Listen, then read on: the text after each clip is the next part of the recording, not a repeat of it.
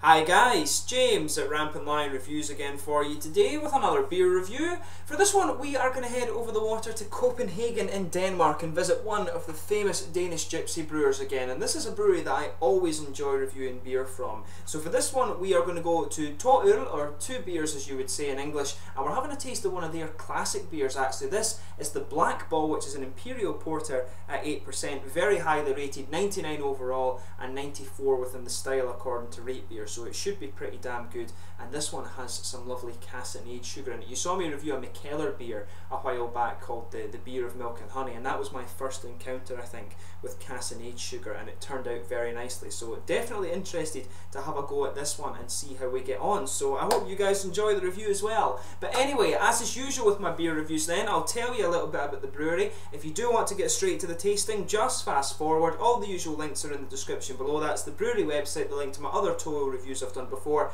No doubt there will be more in the near future. There's all the usual social media. If you want to see more beer reviews, do subscribe to the channel. The whole channel has a geography based tagging system, so you can go into the home page and search for beer based on country, city or state, whatever you're interested in. There are playlists of the beers from different countries as well that you can check out. There is one for the Danish beers too, and as always please do get in touch and let me know some of the other beers and breweries you guys would like to see me review. Always interesting to hear from you guys, and your support is hugely appreciated. And to those of you in Denmark, please do get in touch and let me know some of the other Danish breweries that I might not have heard of. I do love reviewing Danish beer. But anyway, to tell you a little bit about to øl. So to øl was founded by Tobias Emil Jensen and Tore Gainter, who were actually students of Mikkel Bjergso, the big boss of Mikkeller of course, and originally they actually brewed with him in their school kitchens back in 2005, and they continued to homebrew until 2010 when they founded to øl, which of course in Danish means two beers. And it was actually a case that Mikkel found out his old students were still brewing, and he insisted that for the very first to øl beer they do a collaboration beer together, and this one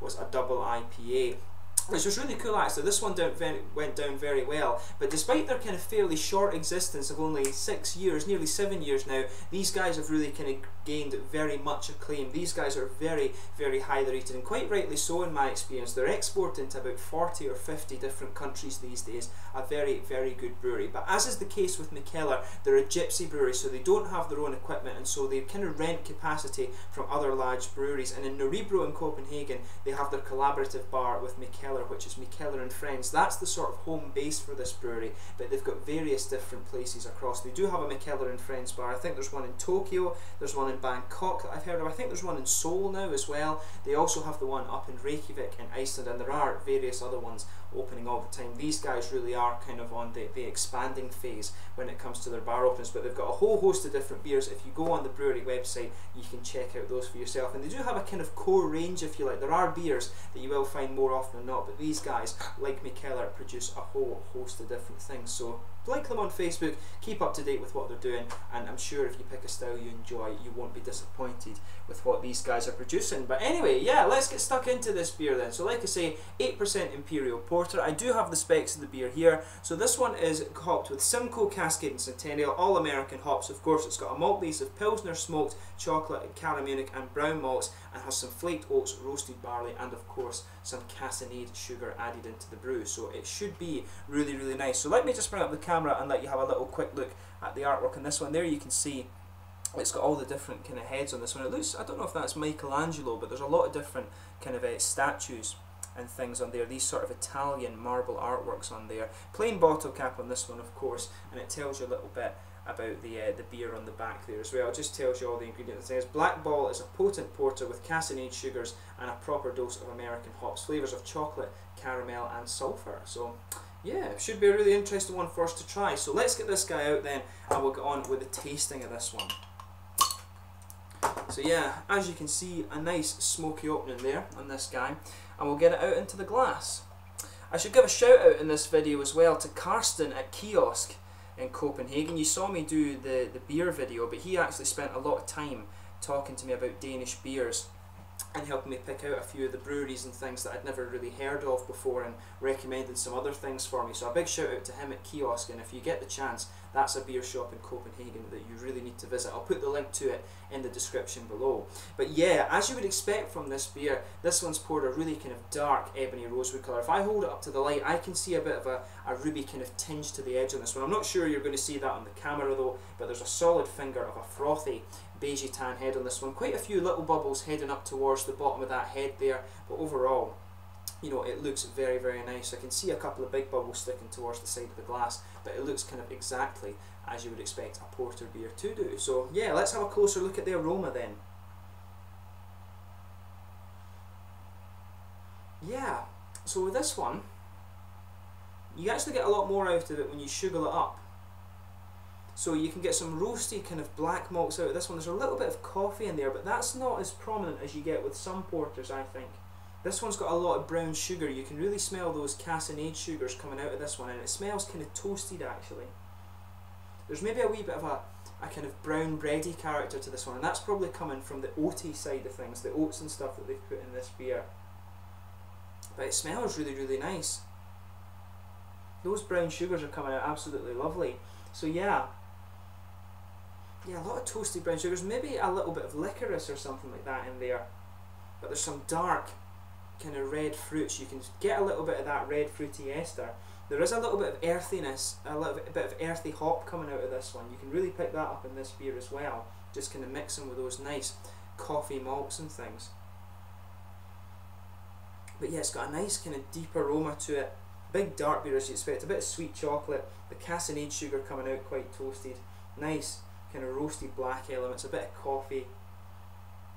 But yeah, that licorice in there is quite interesting. There isn't licorice added to the beer, but it really does smell a little bit like that.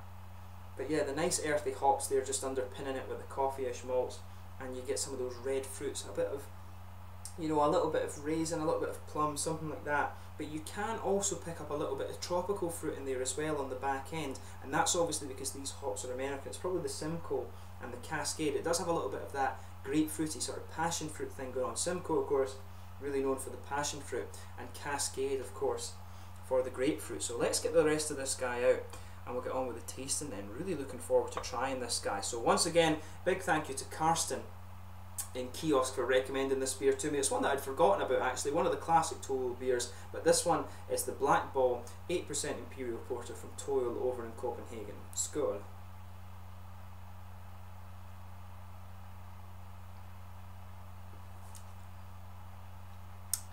Oh yeah, you know, as is always the case with Toil, it doesn't disappoint. It's a really solid beer, this one. Really, really nice.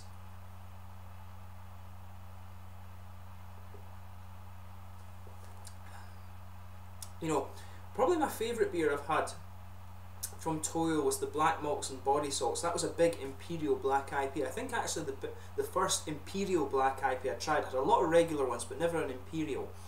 And I do think that Toil are really, really good when it comes to dark beers. You know, I've had some really good IPAs from these guys, like Frostbite and things. And they are very good beers, but for some reason Toil always stand out to me when it comes to these nice big dark beers, and they've done it again with this one. This is nice, you know, in terms of the rating it has on Rate Beer, you know, that's absolutely right with this beer. It's very, very good.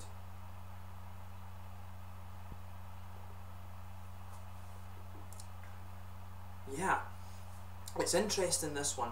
It does have a good bit of the hoppiness there, and you can feel the roasty bitterness just underpinning this beer, but it's actually really light in the middle of the palate too, and you can just feel those roasted black malty elements of this one, the kind of smokiness just pushing its way out as the flavour actually progresses in this beer. It really is very nicely done, this, and you know, as I say, that's typical Toil. So with this one, like I say, you've got that roasted black malt just underpinning the malt base. On top of that, you can feel a little bit of a kind of slightly thicker, almost a little bit of a brown bready thing, but that's very minimal, of course. That's the difference between the porter and the stout. They usually use a yeast, for example, like a lager yeast, to brew these beers, just to make the mouth feel a bit lighter. That's the key difference between a stout and a porter. But yeah, in the middle of the palate, you've got a nice bit of sweet chocolate in there. That roasted malt, it's in there too. There is a bit of graininess, and of course that's from the oats and things that they've put into this beer, but there's a lot of brown sugar presence in this one. That cassonade sugar, as you start to move into the aftertaste, you get a little bit of you can feel the roasted character towards the back of the palate, and at the sides starting to push its way out, but in the middle of the palate, the kind of nice toasted and sweet cassonade, that brown sugar element to this beer really is kind of taking hold, and some of that sweetness is just lingering there. So at the back of the palate, I think it's a bit darker and a bit more roasted, but closer to the front, it really is a little bit more sweet, and just it's just that kind of nice sweet maltiness that sits there.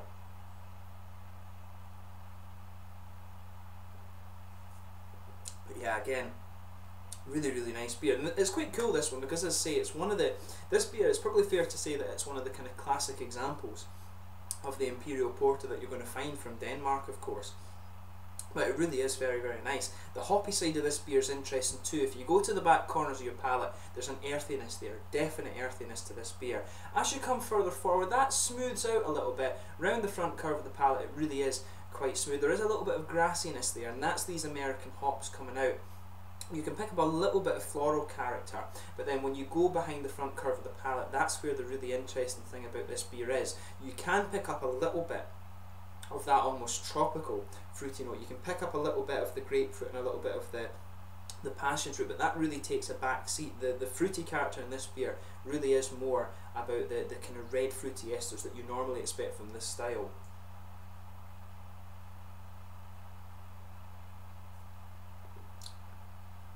Yeah, this one for me, it's got a bit of it, it's actually quite plummy, this one. It's got a little bit more sharpness to it. You've got that, you can feel a little bit of the figgy character at the start, and then it just sharpens, almost going into raisins and then into plums, and then in the aftertaste it's got a little bit of that more, it's more of a raisiny character and a little bit of a kind of candied red fruit ester that's coming out of this one. But overall, it really is a very lovely beer, you know. As I say, classic example of this kind of Danish style. And in the aftertaste, there's a lot of that roasted black bitter malt. As I say, that starts to push its way forward, some of the sweeter aspects towards the front of the palate, and there's a nice earthy bitterness at the side, and then you get the little fruity characters too. I mean, very solid beer. What else can you say? And it's what you'd expect from Toil, of course.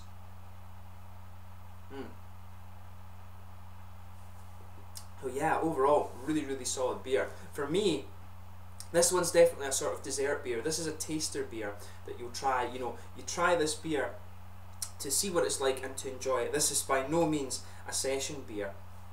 So this one, as again, as I always say, I love vanilla ice cream and chocolate sauce. This is the sort of beer that you kind of drink with that, or some chocolate cake or something like that. Probably like a fudge brownie or something would be really good with this as well, because it has the that bit of sweetness from the cassonade sugar. Although I would say, now that the flavour is progressing a bit more, it really is starting to lean more in towards these kind of coffee flavours, the roasted black malts in this one. But it's really nice. In terms of the mouthfeel, I'd say this guy is probably mid-bodied overall, but in terms of the porter style, I'd say it's actually quite full-bodied. It's got a big oily mouthfeel, this one.